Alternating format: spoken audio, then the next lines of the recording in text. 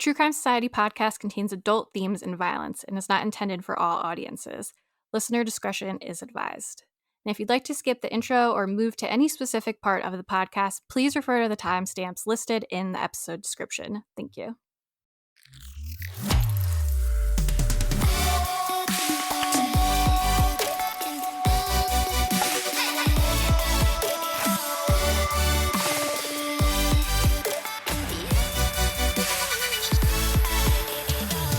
What's up, guys? Welcome back to another episode of the True Crime Society podcast with Stephanie and Olivia. It is January 30th. We are finally at the end of January 2025. The 74th day of January. Yeah, tomorrow is the last day for me. You're on the last day. You're almost out. We're nearly out. Sad for me, though. Sadder, anyway, because our summer break ends. Kids go back to school. My kids go back on Monday and Tuesday next week. So we're getting to the tail end of summer, which I'm True. sad And I guess it's not as traumatic for you with, like, the traumatic election and political world that we're living in right now. Not here. yet. Just, Not like, yet. all crazy. So many changes and drama, and the weather's crazy. It does feel like January has been a big month, even just with world events everywhere. There's a lot going on. We won't get now too there was much just a into plane it. crash. Yeah, that horrible plane crash in Washington, D.C. last night. A lot of weird stuff going on. A lot of chaos. That's how it's just chaotic. I feel like everything's chaotic at the moment. Yeah, it's not setting up a good intro for 2025. Maybe, hopefully, there's just getting it all out of the way and then it'll be calm the rest of the year. Yeah, maybe. So one more day for me. Hopefully nothing crazy happens tomorrow to end it with a bang, but we'll see. Yeah. So we're just going to get right into it. Shocking, I know. Some people will be happy, though. Yeah. We really non-chat lovers. We don't have a lot to talk about. We both haven't done anything exciting.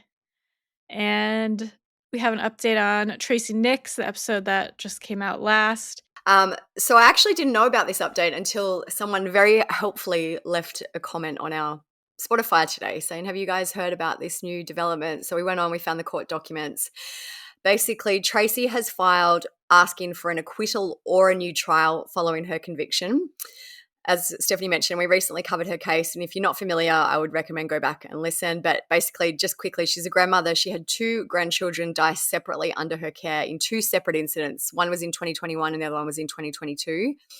Tracey went on trial for only one of the deaths, which was the one where her granddaughter Uriel passed away after Tracey left her in a hot car. Tracey had taken the baby out for lunch and then took her home, but apparently just forgot about the baby in the car and went inside to play the piano. Tracey had been facing manslaughter charges as well as a charge of leaving a child in a vehicle for in excess of 15 minutes. Because we've had a lot of, when I posted this on our Instagram today, people are like, what? I thought she was found not guilty. She was acquitted of the manslaughter charge, but she was convicted of the lesser charge. Mm-hmm. She had been facing up to 30 years in prison for manslaughter, but after her conviction, she was probably going to face just a few years. There are varying reports. Some say 60 days, some say 5 years, some say 8 years. Probably would have been a handful of years anyway if she just went along with this conviction. Sentencing was due to happen in April, but her team have filed this document arguing that the conviction should basically be thrown out. The documents talk about how Tracey was taking medication and how they tried to educate the jury on habit memory. So basically that is just where your body, does the same thing day in and day out, and that's kind of why a lot of these incidents happened with Tracey. Maybe she just got out of the car because that was her habit. It's like autopilot. Yeah, exactly. Call it in other cases. So they said that they tried to tell the jury about that as kind of a aspect of the case, but the court ruled that evidence would be inadmissible during the trial. The document also states that since the trial, the defense has been contacted by professionals across the country. They list all these professionals like lawyers, psychologists, all these different people, which I don't know why they wouldn't have done this pre-trial, but anyway. And these are the points from those professionals, apparently. It says, in civil law, torts are generally not strict liability offences unless they involve inherently dangerous activities. The second point says, despite the epidemic of car seat deaths across the US, no other state has a statute, criminal or civil, that treats leaving a child alone in a car as a strict liability offence. Then it goes on the third point, treating Treating mistakenly leaving a car as a strict liability could actually result in more deaths. Children being forgotten in cars did not occur prior to warnings about airbags and child seats in the 1990s, which I feel like that is totally untrue. But anyway, parents and caregivers seeking to avoid being prosecuted for a felony might choose to gamble that they are less likely to be in a car accident than forget their child and place their children in the front passenger seat despite warnings about doing so. So the whole document is on our blog. And the rest of the argument is basically along the lines of if the jury had been better informed, it would have been likely that Tracey would have been found not guilty on all charges, which I just think this is such a ballsy argument and a ballsy document, because the other argument in this case is that if the jury had have known about the other child's death, which they weren't allowed to discuss in the trial for Uriel, the other child was called Ezra and he drowned in a pond when Tracey was meant to be caring for him and she fell asleep. That was not allowed to be discussed at the trial. So the other argument is if they could have discussed that, I feel like the trial probably also would have had a totally different outcome, not in favor of Tracey at all. Yeah, I feel like the stuff they're bringing up still doesn't make her not negligent. Like, most people already think, like, yeah, it was an accident, shouldn't do it on purpose, but it still caused the deaths of 2 little babies. Yeah, I agree. I just think it's, and for like, obviously, we were just talking off air. I don't know how long of a sentence she probably would get or will get if they choose to go ahead with it. I would guess maybe 2-3 years max, because she's an elderly woman. Obviously, she was convicted of the lesser charge. She's already served some time. I just feel like that's not a whole lot of time to then put the family through all of this again if they're arguing for a new trial. It's crazy. Well, and they also try to bring up, like, her medications and the effects of them, but I still feel like it's your responsibility as the person taking the medication to know how it affects you. Especially, it'd be one thing if it was a new medication to her, but it didn't seem like it was, because she said she had been on it for a while and I'm pretty usually sure wasn't so 15 tired from years. it. 15 years Yeah. was the number that they spoke about in the documents. So she had been taking, and it says even when we spoke about the last episode, she knew how this regimen kind of affected her. This was what she did every single night. She took these medications. So yeah, absolutely not a one-off thing. This happened every night for 15 years, basically. Yeah, so I just feel like that's still negligent to not take note of, like, oh, this medicine makes me maybe a little more forgetful or just not all there, gives me brain fog. You've been on it long enough to know that. So why is it now suddenly an excuse? Like, it's still negligence. So Yeah. I don't know. I just think it's a bad look for her. I guess it's probably her defense and them doing it. I'm sure she doesn't want to go to jail. So, but Yeah. just not a great look for the poor grandma. Just even for the family, like afterwards we mentioned, so it was the same parents of both deceased children, Kayla and Drew Shock, and they spoke about basically how they were glad that there was some type of justice, but now for this just going to be ongoing is a nightmare. Yeah, I'd be so pissed if I was her daughter. Yeah, me too. Because now it's just going to drag on longer, where it's like they're still going to have to be dealing with this, whereas before maybe they could have started at least healing, maybe a little moving on, being like it's over. It's just like it's not. rubbing salt in the wound almost. You know, Yeah. just you did the wrong thing, you fucked up, just accept your sentence for killing your grandchild. It's not like she just, It's already probably a minimal sentence. Yeah, it's not something random that she has no, that she didn't know. This is her family, and it's just rubbing salt in the wound. Yeah. So that is that for that case. We'll see what happens, I guess. Yeah. Before we get into the episode, we're going to hear a word from our sponsor, IQ Bar. I started my day today. I had an IQ bar. My favorite one, I think it is probably my favorite, is chocolate sea salt. It's kind of like gooey. It tastes like a brownie. It's absolutely delicious. I had it before we recorded today. I really, really love starting my day with an IQ bar because I don't get a sugar crash from them. They're so easy to take wherever you are, work, the gym, anywhere you go. It's just so handy and so easy to have with you at all times. So start the new year off right with IQ Bar's brain and body boosting bars, hydration mixes, and mushroom coffees. Their ultimate sample pack includes all three, and right now IQ Bar is offering our podcast listeners an exclusive deal: 20% off all IQ Bar products, plus you get free shipping. All IQ Bar products are entirely free from gluten, dairy, soy, GMOs, and artificial sweeteners. There's also an IQ Joe, which is a jitter-free instant coffee. It's packed with 200 milligrams of natural caffeine, and Lion's Mane mushroom. Comes in 4 delicious flavors that taste better than any brewed coffee. So there's original black, vanilla spice, cafe mocha, and toasted hazelnut. I think toasted My hazelnut's my fave. No, mine's vanilla spice. I love it. Because I That like one's good too, though. I do kind of like a little lucky dip when I just pull one out, and I really always hope it's vanilla spice because that's my favorite. That's funny. Right now, IQ Bar is offering our special podcast listeners 20% off all IQ Bar products. Plus, you get free shipping. To get your 20% off, just text CRIME to 64,000. Text CRIME to 64,000. That's CRIME to 64,000. Message and data rates may apply. See terms for details. Okay, so today we're going to be talking about a case from Australia, Olivia's homeland. It was actually sent to us by multiple people when there was an episode where we asked for some ideas and suggestions, and I literally opened like 3 messages about this case, people asking us to cover this case back to back, and I was like, geez, I guess we got to cover it. I've never really heard of it, I don't think. You said it was a big case in Yeah. Australia. So it is an older case. It happened in 2003, which is sometimes why I'm a little bit hesitant to cover older cases too, because we've mentioned in the past, like, do people already know about all these cases? But maybe you don't know about it. I'm so glad that people recommended or asked us to cover it because there is so much information out there. It's a really, really it's an absolutely horrible case, but the investigation was so enormous and massive.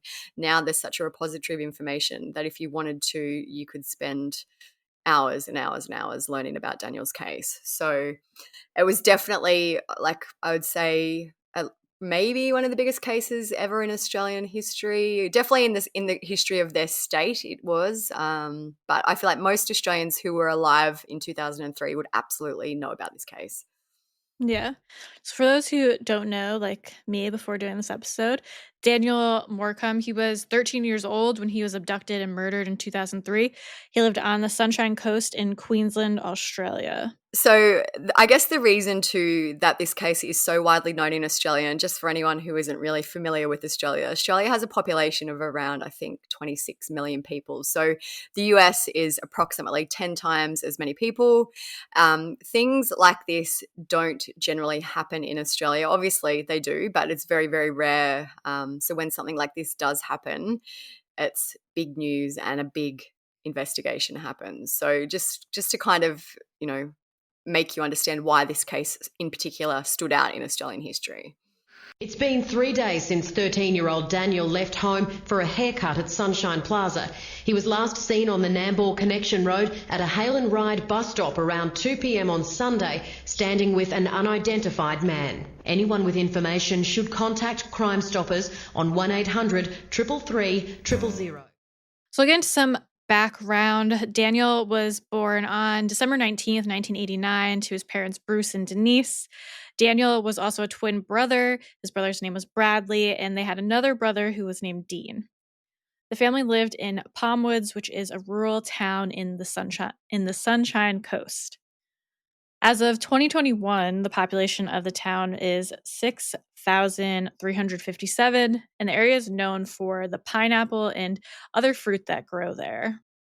So if you look at the crime rate info, I mean, pretty much everything is low, like overall low. Vandalism, property crimes, low. Armed robbery, assault, low. Problems with corruption, bribery, low. The only thing that comes up as moderate is people using or dealing drugs. Yeah, that's pretty standard in most places, I think. Mm. Yeah. Like, I have been to the Sunshine Coast many times. I've never been to Palmwoods, but I am familiar-ish with the area. Like, some of the areas that we'll speak about, I'm familiar with. It's a beautiful place. Like, the weather's very mild and moderate, so they don't really get cold winters. They get quite hot summers and mild winters. It's a lovely place. His town sounds quite quiet, like a kind of a sleepy place where you I was absolutely gonna would say it's not more like think. a suburban versus like Yeah. city-ish. Yeah, it's even more rural. Like, there's obviously a lot of fruit farms and things like that. So Right. it's definitely not like a suburban neighborhood as such. Like, the blocks would be acreages and things like that. So I'm generalizing because obviously it would kind of change per suburb, but the area was rural, quiet, everyone probably knew everyone, especially in the town where there was only, a few thousand people. Yeah. So the family owned a Jim's Trees franchise at the time, which is a tree pruning and removal business. Daniel and Bradley, not only were they twin brothers, but they were best friends. Bradley said Daniel was quiet and shy with people he didn't know, but to his family and friends, he was warm and friendly and fun, just nice to be around. He said he used to pick flowers for Mom on the way home from school just because he liked to put a smile on her face. The brothers loved riding their bikes, and they had miniature horses named Sorrento and Bullet. They loved caring for and riding their horses as well. Birthdays and Christmas were always special times for them. Brad said there'd be 2 piles of presents, one for each of us, and we'd take turns to open them. We'd meet at the school bike track after the bell, and we'd ride our bikes home together. We didn't leave each other's side. So Daniel went missing on Sunday, December 7th, 2003, which we believe was summer vacation that time of year, so there was no school.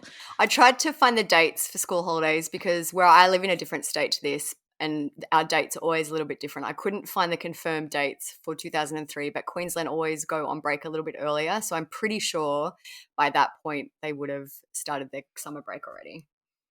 Yeah, it seems like it from other things said throughout the episode, like how they were excited to be off, and because the next day was Monday, and they knew, he's like, we could have just gone They to the didn't have shops the next school. day. Yeah, so Yeah. I'm very certain they were off school already for Christmas and summer. Yeah. So Daniel and Bradley both attended the Siena Catholic College in Sippy Downs, and Daniel had just completed year 9 or 9th grade. That morning, the boys planned to pick passion fruit at their neighbor's property, which they were doing to save money. And it was a rainy day, so they had to start a little later than they planned, but then they were driven home by their neighbor at 9:45. So it seems like they were kind of doing like a little job and they'd get paid for it. When they got home, their parents, Bruce and Denise, were about to leave for their work Christmas party, which was from 11 a.m. to 2 p.m. The boys were asked if they wanted to go, but of course they said no, because who would want to go to their parents' work Christmas party? Yeah. Brad said, we were happy to do our own thing. He said Dean and Daniel spent the morning wrestling in Mom and Dad's room, and then Daniel decided to go shopping. He tried to get us to go with him to Sunshine Plaza, the local shopping center in Maroochydore. Dean was going to ride his bike to a friend's house, and I remember that Daniel begged me to go with him, but I wanted to go the next day, on the Monday. I don't really know why. I was just happy to be home that day. Daniel showered and put on a red Billabong t-shirt. He wanted to get a haircut and buy Christmas presents for his family with the $150 that he had saved from fruit picking.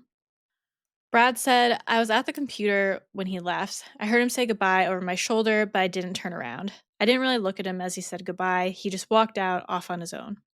The what-ifs for these brothers are just as painful as they are for Denise and Bruce. Daniel wanted them to go shopping with him that day, but both turned him down. Daniel asked me a few times if I want to go to the shops. I said, no, I don't want to go. I want to see my mates. He asked me again, I don't want to go. I don't know why I didn't go with him, so he went off by himself, and then a few hours passed, and basically he didn't catch the bus home. So, do you have a sense of guilt about that?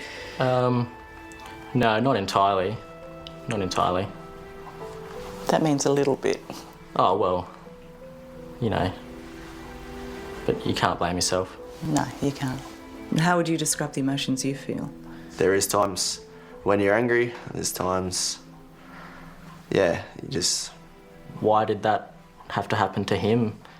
Daniel left the home around 1 p.m. and walked for about 20 minutes to the bus stop at Keel Mountain Road Overpass and waited for the bus. His parents said he'd walked to catch the bus many times before. I can't decide if, 9th grade, did he tell his parents he was going to go to the shops? In 9th grade, I feel like I would be allowed to, walk home from school, but, my mom knew I was out of school, and that I didn't walk alone. It would be, me and my friend would, and I lived close to the school, very close. Yeah. We'd walk to the little deli that was across the street from the school, get a sandwich, eat the sandwiches, and then we'd, walk home. And it was very close. But I don't know because I don't live in an area where it would be normal to, get on a bus and take a bus. My parents would always drive us everywhere. Yeah. I don't think my parents would ever let me just like hop on a bus and go to a shopping center by myself in 9th grade, but it seemed more common there. I mean, they said he'd done it before, so. I feel like it is a little bit different here. Like most of the kids I know, because where I live, we have no trains. We only have buses, or like no trains in the kind of suburbs. We only have buses. So like a lot of the kids here who are that age do catch buses. Like I feel like it's pretty normal behavior for the time in the area. Yeah, I've never taken a public transport bus in my life. So the bus approached and Daniel tried to flag it down, but the driver didn't stop. The bus driver was a man named Ross Edmonds, who later said that his bus had broken down that afternoon, so he was running late for his route. He said his supervisor told him to go directly to Maroochydore and another bus would handle the pickups. So a second bus was organized to pick up passengers so that Ross could get back on schedule. Ross spoke about seeing Daniel try to flag the bus down. He said, he lifted his finger and I pointed at him to indicate that there was another bus coming, which I don't think would tell me there was another bus coming. I'd be like, why are you pointing at me? Why are you stopping? I guess for it the was bus? more so like an acknowledgement, like, yep, I see, like, and I understand Like, what he was trying to coming. convey. Like, I see you, like, I see you, just wait 2 seconds, there'll be another bus coming. But yeah, I obviously would Daniel have understood I'd be that? so I don't confused. know. Yeah. So Ross then used the bus radio to tell the other driver that someone was waiting under the overpass, and he continued on his route. And the second bus showed up within 2 minutes of the first, but by that time there was nobody waiting, which was very quick for him to be gone. Some other reports even say like 30 seconds. And I thought there's no way it could have happened in, like, I guess maybe it could have happened in 30 seconds, but I feel like it was likely at least a minute or two. It was still a very quick time frame, but yeah, very crazy that he was able to be abducted in that very short time period. Yeah. So a local resident named Belinda Russell was in the area at the time, and she said she saw a fairly young-looking boy with black hair, wearing a red t-shirt and fairly white shoes in the shadow of the Keel Mountain Road overpass, around 12:30, 1 o'clock. She saw the bus drive past him. Other witnesses reported seeing a scruffy-looking man standing near him at the time. Belinda said shortly after that, she saw a sky blue, sun-faded four-door sedan. The vehicle pulled sharply in front of her and was moving around violently. She said, I could see a person, which I thought was a male, in the back seat. He was punching and moving violently in the back seat, slightly to the right. She was concerned that someone in the car was being beat up, and she even tried to write down the car registration on a shopping list that she had with her, but of course, the pen didn't work. So then around 4 p.m., Daniel's parents returned home from the party they were at. And on Sundays, the buses ran hourly, so Denise, the mother, drove to the bus stop to pick up Daniel to see if he would be on the 4:30 bus, but he wasn't. So she went back home, and then Bruce, the father, returned at 5:30 to be like, well, he must be on that bus because that was the last bus for the day, but he wasn't on that one either.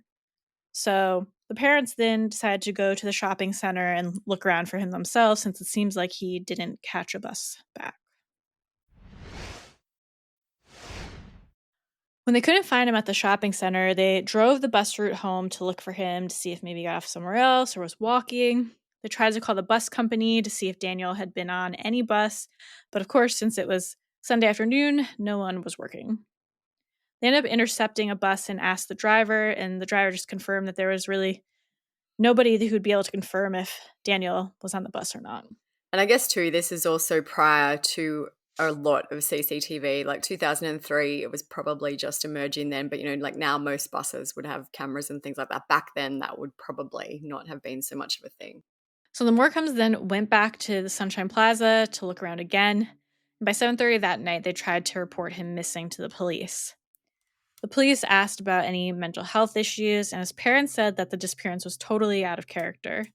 But police advised Daniel's parents to return home and said that it was likely that there was just a misunderstanding, which is infuriating. Yeah. Police said that Daniel was likely with his friends or just running late to get home. Bruce and Denise were told that Daniel would not be listed as a missing person at that stage. Bruce and Denise then went home and they contacted some of Daniel's friends, but nobody had seen or heard from him. and using a torch, which I'm assuming is a flashlight. Yeah, sorry. I didn't even think about that. Yeah, a torch is a flashlight. To me, when you say like using a torch, I think of like a flame. Like a survivor torch. Like a stick with a flame. No. Yeah, like people would know what a flashlight is, but everyone calls them a torch. Yeah. Using a torch, they returned to the bus stop to search around the area again. Police called Bruce and Denise 3 times that night to see if Daniel had returned home, and the last call was made to them at 11 p.m., and they were advised to make a missing person report the following morning when the police station opened at 8 a.m. I'd be like, bitch, make one now! What do you mean? I know. I think It's this very goes small back town to energy. It goes back to things like this don't really happen. There's probably an explanation for this, which is why it took them a while, which I absolutely agree was the wrong way to do it, but I do understand why it kind of happened back then. It's like, damn, like you guys could like drive around or something. Like, come on. So according to the future coronial inquest, Daniel's disappearance was not taken seriously as it was very unusual for a child to vanish in the state. As Olivia was just saying, since 1972, there had only been 4 other cases involving missing children, which is crazy. I feel like that happens in like a day here.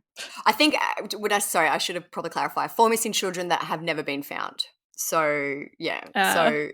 But still a very low number regardless. Yeah. So at first light the next day, Bruce and Denise began searching again. And when the police station opened at 8 a.m., they were finally able to make a missing person report. It's like you have to wait till it opens, not 7 a.m. Yeah. 8 a.m. Yeah. When we open. That's crazy because our local police station too is an unmanned police station, which is not very helpful.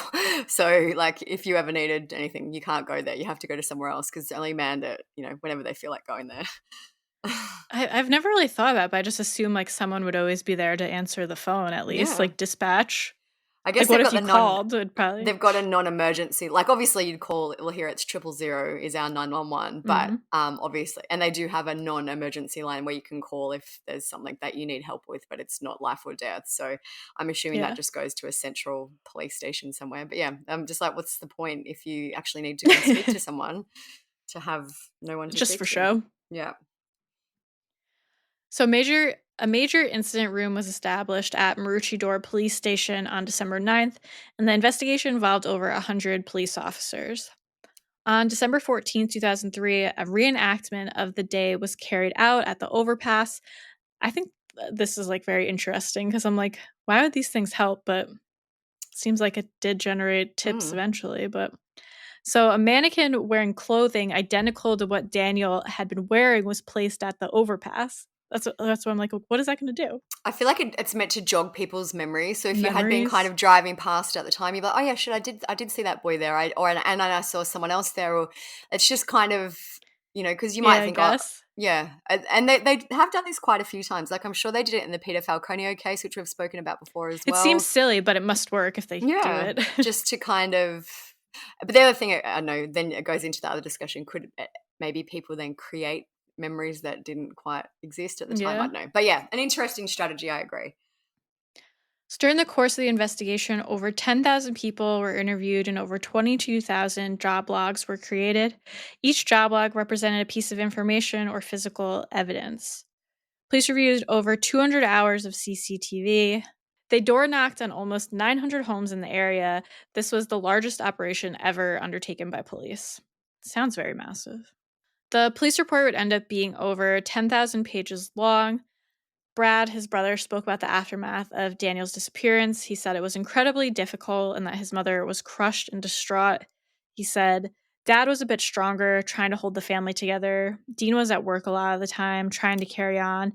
And I was at home by myself with Mom and Dad for the rest of the school holidays. So Brad went back to school 6 weeks after Daniel's disappearance, and he said, that was a hard day. Normally, we'd have gone together on the bus, but Mom and Dad took me in the car. I remember walking in through the gates at the school knowing Daniel wasn't beside me.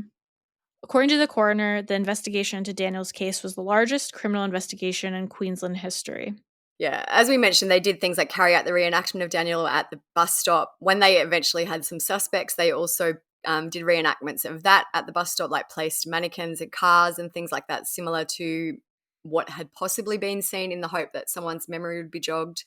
After they carried out things like that, they got more than 300 tips. So as we mentioned, it is clearly a somewhat effective means of investigation. But kind of interesting tactics were used. I guess it's true, because if I think about it, if anyone asked if I saw someone like walking on my way home from work or something, I don't think I would just randomly think of it. But then there's like random people that you see multiple times. So even if it was a mannequin, you'd be like, oh yeah, that's that person that I saw the other day. So it makes sense. So Brad said, our greatest hope in those early days was that there would be a quick and happy outcome. We hoped that he would just one day walk through the front door unexpectedly. We hoped he'd just arrive out of the blue and walk in the front door. But as time passed, that became less and less likely, and finally, about a year after, we began to accept that it probably wouldn't happen like that. Denise kept Daniel's room exactly as he had left it for years after he disappeared. She even kept some pajamas folded on his bed, ready for when he came back. Brad said, Mom kept the door closed a lot of the time, especially as time went on. It was hard to look in there. Sometimes I'd go in there and think about us and where he might be, about what was happening. I felt a little closer to him. I know as a family, this would be one of the hardest things that you could ever endure. But then as a twin, I just can't even imagine the extra, heartache and just, basically you've lost a piece of yourself pretty much. Yeah, Being a it seems like 13-year-old they're always boy. together. And even the survivor's guilt, I imagine that he had, which obviously he shouldn't. Because he wanted him have to that. go. Yeah, and like he survived, he didn't go. Brad would have had so much to deal with over these years after this. Yeah. So Denise finally packed his room away in 2006. She said, I put his clothes and things into boxes and stored them away. That was one of the hardest things I've ever done. When we moved houses, I brought the boxes with us. By December 2008, the government had offered a reward of $250,000 for information in the case. Over $750,000 had also been donated privately. So it's a reward of $1 million, which in 2008 was a lot of money. So it's a massive amount of money for a reward in a You don't child even see abduction really case. rewards like that nowadays. No, occasionally the government here will do a really, really large reward. Like I think that for William Tyrrell, it might be $1 million. But very rarely they'll do it. It's just for really kind of high profile or really cold cases where they are desperate for some information. And side note, I feel like you never hear about people actually getting the rewards. Yeah, I know. There's always a loophole where they're like, nope, yeah. I'd be curious if anybody knows someone who actually got a reward. Well, it's like, I'd love remember to know with more about that. Luigi Mangione, where the McDonald's worker called it in and there was some reason why he wasn't probably going to get the reward. I don't know. But yeah, there's always like some loophole or like weird thing. I don't know. I'd be interested to learn more about how all that works. So in July 2009, which was almost 6 years after Daniel disappeared, his parents asked for a coronial inquest into his disappearance. We have spoken about them in some Australian episodes in the past, but if you're not familiar with what a coronial inquest is, it's basically a court hearing which is conducted by a coroner to gather information about the cause and circumstances of a death. An inquest isn't a trial, so it's not like a criminal trial. There's no jury. It's not about deciding whether a person is guilty of an offence or civilly liable. So in every state in Australia, there is a coroner's court. I find a lot of the time the process is a bit ridiculous because a lot of the times the findings are kind of undetermined. We can't make a determination, especially in missing persons cases, which is what this was at the time. The thing that I guess is beneficial for a coroner is that they are more freely able to question people who they believe may be involved in the case, and what actually happens in the coroner's court won't lead to the person being charged as such, but it may lead to further police investigation. I wish we had something like that, but yeah, I feel like we have too much crime here to ever actually get it done. I guess for you, maybe it's a little bit like a grand jury. Like, I don't know. True. I know, like it's obviously not the same because there's no jury in a coroner's inquest, but like, it's kind of something that may eventually lead to charges, but nothing actually will happen directly in the coroner's court. This is just a little bit more of information about it. It says, you cannot be directly arrested after a coronial inquest solely based on coroner's findings. If the coroner believes a person may have committed a crime, they can refer the matter to the Director of Public Prosecutions, who can then decide to press charges and initiate arrest if warranted. The coroner cannot find someone guilty, but they can flag potential criminal activity. And then it says basically the coroner has no direct arrest power, and that if something does come out of a coronial inquest, it would then have to be decided if a criminal trial would happen. So Daniel's parents said they requested the inquest as they thought it was time to, quote, apply the legal blowtorch to some persons of interest in the case. So this is 6 years after he disappeared. There were multiple people of interest. Bruce said that recent publicity in the case at the time had outed several key persons of interest. He said most of that information is not new to us or new to the police. We've been able to keep those lines of inquiry out of the public arena, which police say is always helpful to the investigation. Now that they're in the public arena, it's time for the state coroner to apply the due legal process to work through Daniel's police case file and see what he can make of those persons of interest. Bruce said that he hoped the coroner's ability to speak to key people at the pointy end of the investigation, which was his wording, under oath, would lead to some movement in the case. So they requested the inquest in 2009. It started on 11th of October 2010. In August of 2011, the inquest was adjourned. For a case of this size, the inquest was a really long, drawn-out process. Despite the inquest running for 10 months, there had been 23 hearing days during that time.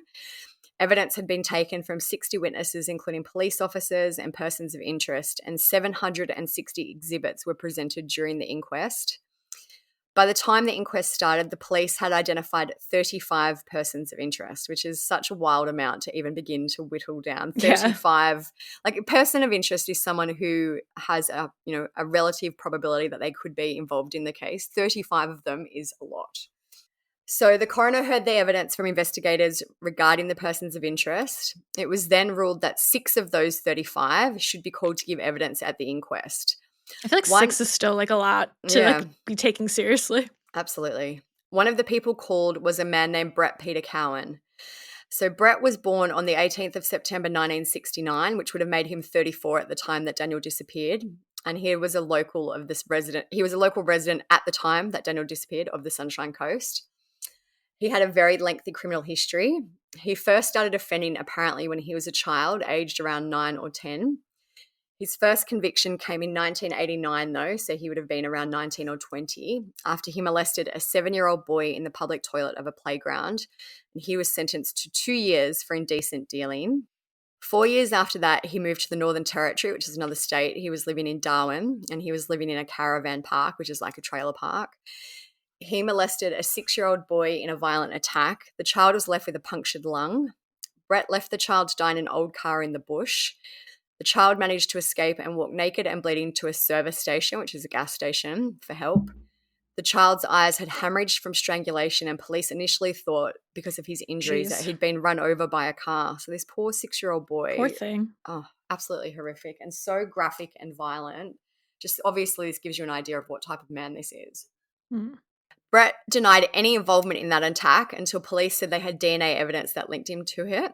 So he pled guilty in September 1993 to gross indecency, grievous bodily harm, and deprivation of liberty, and he was sentenced to 7 years in jail, which I think that is such a minimal sentence. It's like sentence. nothing. It's absolutely disgusting, that sentence, for what he did to that child. What the hell? Brett was released on parole in 1998 and he moved to the Sunshine Coast. He apparently became a kind of a changed man. He joined a church called the Christian Outreach Church. He met a woman named Tracey Moncrief through the church. They got married in 1999 and had a child together. The couple were living in Beerwah in 2003 when Daniel went missing, which was part of the Sunshine Coast. They divorced in 2004. Brett was a suspect very early on in Daniel's case. He was first interviewed by police 2 weeks after Daniel vanished. So he was kind of on their radar because he was a known sex offender to young boys. He had this background. He was on the radar very early, but it just took a very long time for anything to come to fruition, I guess. After Daniel disappeared, Brett changed his name to Shadow Nanya Hunter, which is on brand, I guess. When Brett appeared in front of the coroner, he said, "I had nothing to do with Daniel's disappearance, nothing at all." By the time of the coronial inquest, he'd moved interstate again, and he told the court that by that point he had 3 of his own children. Brett's alibi for the time that Daniel disappeared was that he had visited the home of a woman named Sandra Drummond to, quote, buy pot. He said, "I always spend a minimum of half an hour at Sandy's place. Brett said that he thought, quote, "It was funny that they still thought I had something to do with Daniel's disappearance over 30 minutes or 35 minutes, whatever it was. Just having like to do something in half an hour or get rid of or, anything like that, I don't think it's possible." So basically he said at the time he was buying pot at this woman's house. He was there for a longer time and that basically he wouldn't have had enough time to get rid of Daniel because he was buying marijuana. Of course. Police conducted what's called a Mr. Big operation in relation to Brett and his involvement in Daniel's case. If you're not sure what that is, scheming. Yeah, it was very clever, very tactical and very covert, and it took them a long time to get Very to this involved. point. Yeah. So if you're not sure what a Mr. Big investigation is, it's also known as the Canadian technique. It says it's a covert investigation procedure used by undercover police to elicit confessions from suspects in cold cases, usually murder. It says police officers create a fictitious grey area or criminal organisation, and they then seduce the suspect into joining it. They build a relationship with the suspect, gain their confidence, and then enlist their help in a succession of criminal acts such as delivering goods, credit card scams, kind of minor petty crimes for which they are paid. Once the suspect has become enmeshed in the criminal gang, they are persuaded to divulge information about their own criminal history, usually as a prerequisite for being accepted as a member of the organisation. So basically they trap him in and say, giving him these minor jobs, and then they say, we've got a bigger job for you. Yeah, fake gang. We've got a bigger job for you, but you need to be honest with us because we need to know what we're dealing with. And that by that point, there's some trust, so the person confesses, essentially. They must have been pretty confident it was him to go through all this effort. So Queensland detectives disguised themselves as loan sharks and brothel madams. They managed to convince Brett that they were all members of the same criminal gang. They invited him in 2011 to join their fake gang, and he was paid to stand over prostitutes and sex workers, and he was made to pay fake bribes to customs officers. This went on for months, and then he was invited to take part in a bigger operation that they said to him was worth $100,000. They told Brett that they were worried because police had been watching him as he was a suspect in Daniel's case. The gang members, promised to buy Brett an alibi and help him clean up the crime scene. They also said they would do this so that other gang members would not feel the heat from having him around. So that was enough for Brett. Brett then confessed to Daniel's murder. He said that he had snapped Daniel's neck after he had abducted him from the bus stop. He said that he had stopped and offered to drive him to the shopping centre, and that's how he got Daniel in the car. So he was basically, I guess, driving around, saw Daniel waiting for the bus, took the opportunity and said, hey, the bus drove past, I'll give you a lift, and Daniel got in the car. Brett said that he only wanted to molest Daniel and that he had not planned to murder him. He drove Daniel to a macadamia farm in a secluded area. He told Daniel that they were going there so that Brett could tell his wife where they were going. So along the lines of, hey, I've just got to drop home and tell my wife I'm going to drop you to the shops. And that's how he got Daniel to this secluded area. He said he offered Daniel a drink and then tried to pull his pants down. And Brett said that he panicked when Daniel tried to flee. He dragged Daniel's body into an old sand mine into the bush and covered it up with branches and leaves. And this is a quote from his alleged confession. There are clips of it online. Maybe we'll put a clip in here, and there's clips on the blog. But he said, and that's where it happened. That's where I thought he was going to run, and my arm went around his neck and I choked him out. I actually felt that break in there, which is absolutely horrible. Ugh. So after this confession, Brett was charged with Daniel's murder in August 2011, and that is why the coronial inquest was adjourned at that point. Along with the murder charge, he was also charged with child stealing, deprivation of liberty, indecent treatment of a child under 16, and interfering with a corpse. So detectives used his confession to figure out the area where Daniel's remains had been dumped. And on the 21st of August 2011, they found 2 shoes and 3 human bones at a site in the Glasshouse Mountains. For anyone who's not familiar with the area, very, very bushy, very rural, very, very secluded. Like the Glasshouse Mountains are it's a very large area. I totally understand why they couldn't have found the remains without him actually giving some information as to where they were. The shoes that they found were similar to the ones that Daniel had been wearing on the day that he disappeared. They also found underpants and a belt. Police would end up finding 17 bones, including a rib, hip, leg, arm, and vertebrae. So this is 9 years after Daniel disappeared, basically. Crazy. By that point, I guess things had been scavenged by animals and, the elements and things like that. So that was all they were able to find. Bad weather is hindering the search for the remains of Daniel Morcombe after the discovery of 3 human bones over the weekend. 2 matching shoes were earlier found in the search area. Daniel Morcombe went missing nearly 8 years ago as he waited for a bus on the Sunshine Coast. Reporter Lauren Day is at the search site. Well, the Morcombe's lawyer, Peter Boyce, says police and SES will be buoyed by this latest find. The 3 bones were found close to where a pair of missing shoes were also located in the primary search zone, which is a small area of only around 12 by 6 metres. So it's given them some idea that they're in the right place at least. Forensic tests have been carried out on the bones and on the shoes. Do we know how long they will take? The forensic testing should take a number of weeks, but initial tests have confirmed that these bones are human.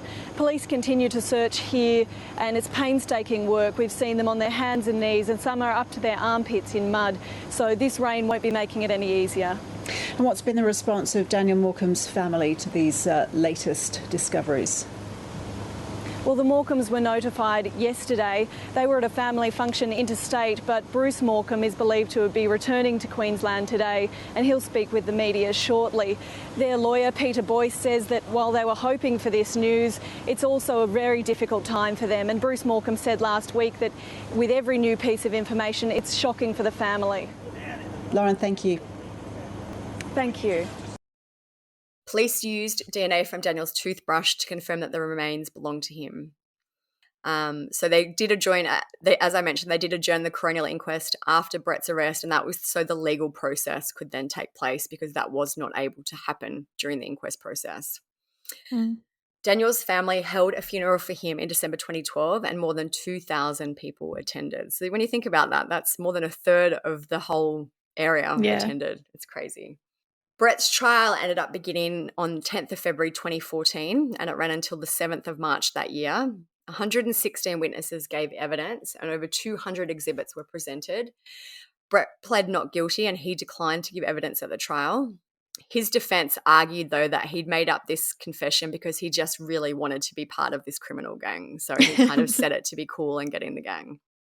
But it's like, what gang is going to be okay with a guy who molests little boys? I feel like that's not very gang, but I don't know. I wouldn't know what gangs are okay with and not, but...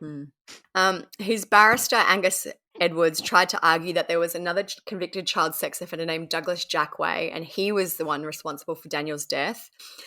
They said that Douglas may have told other criminals where he'd put Daniel's body, and then those criminals gave the details to Brett. So basically Brett knew where because it's very convenient if he made up the confession that he knew where the remains were, but he did that because he'd been told secondhand that someone else had killed Daniel, and this is where the body was.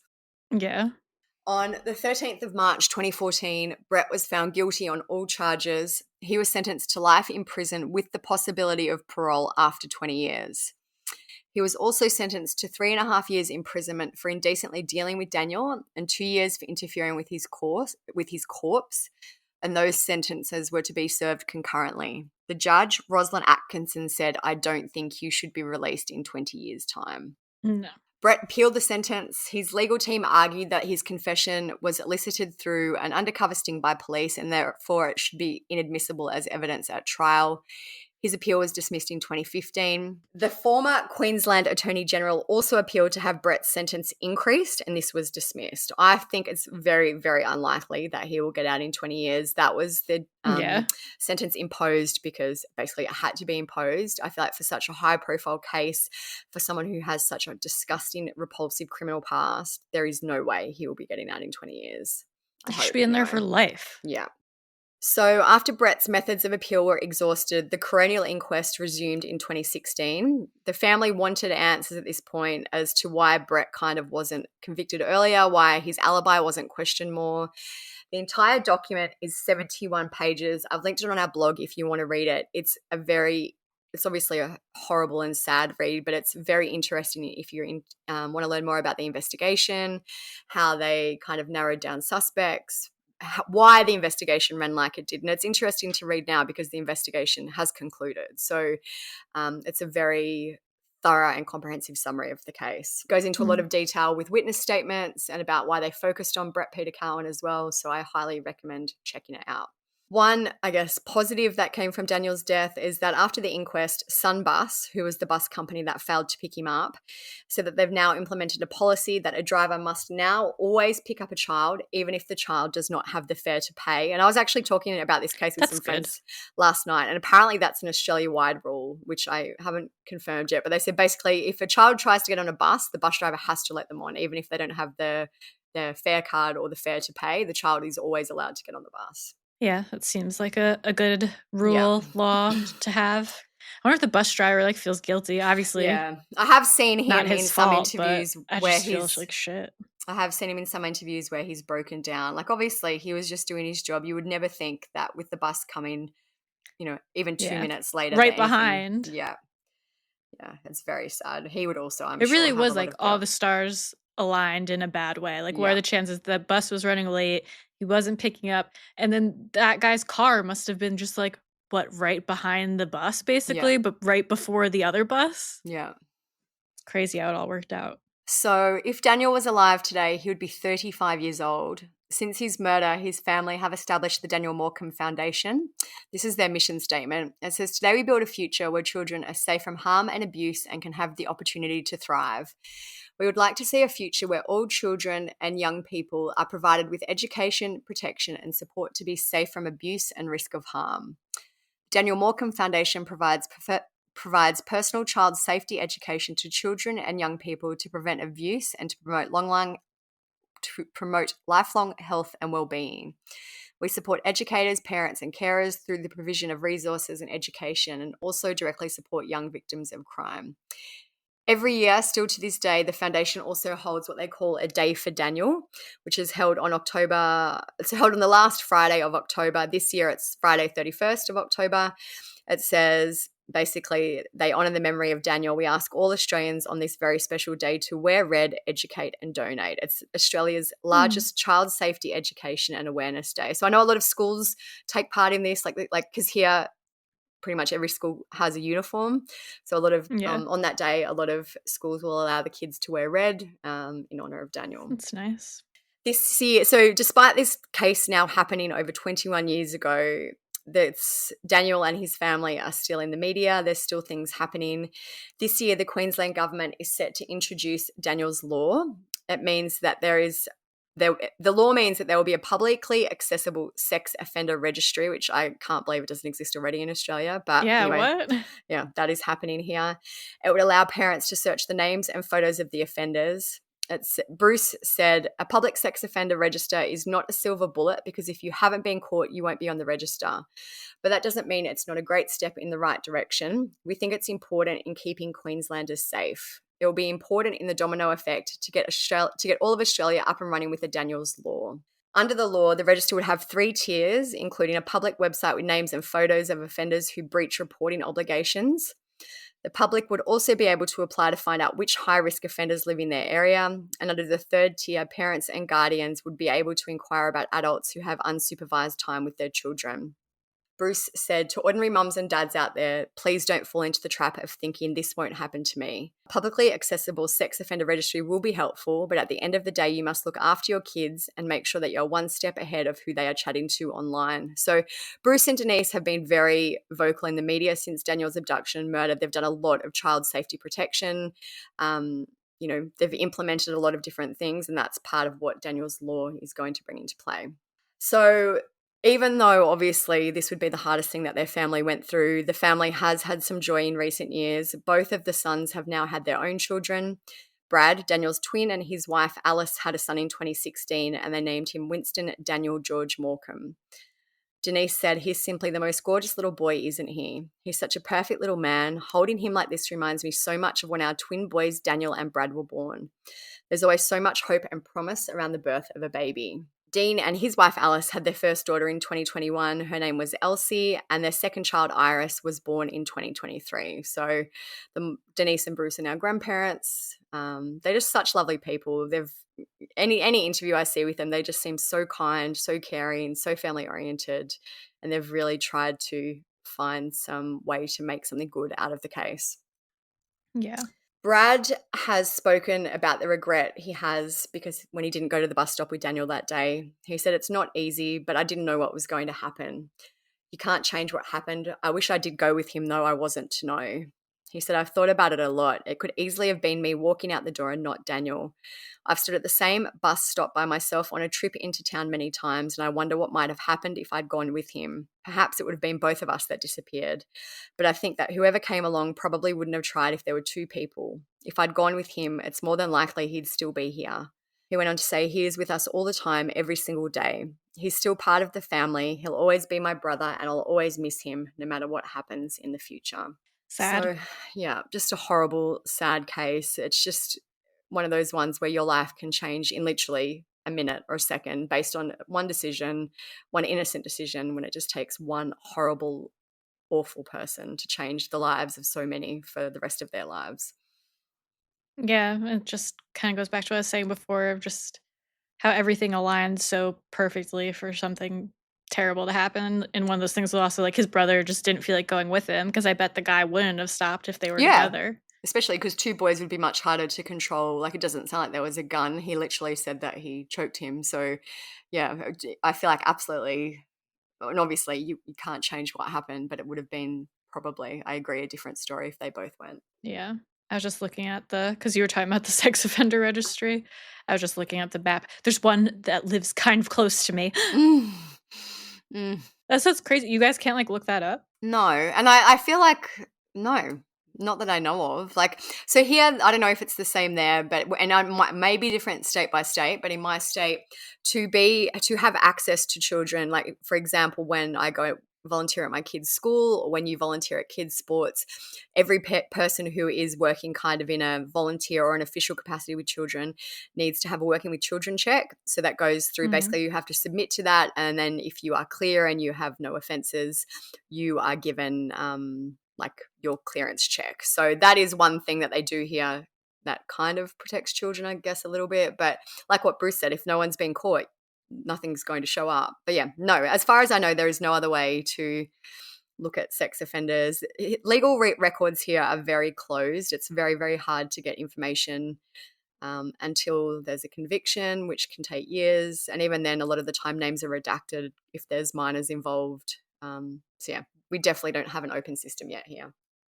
Well, it's good that hopefully one's coming. Yes, fingers crossed. And they said that's happening this year, so obviously we're quite early in the year, but I would hope too that it's going to be rolled out to all states, not just Queensland.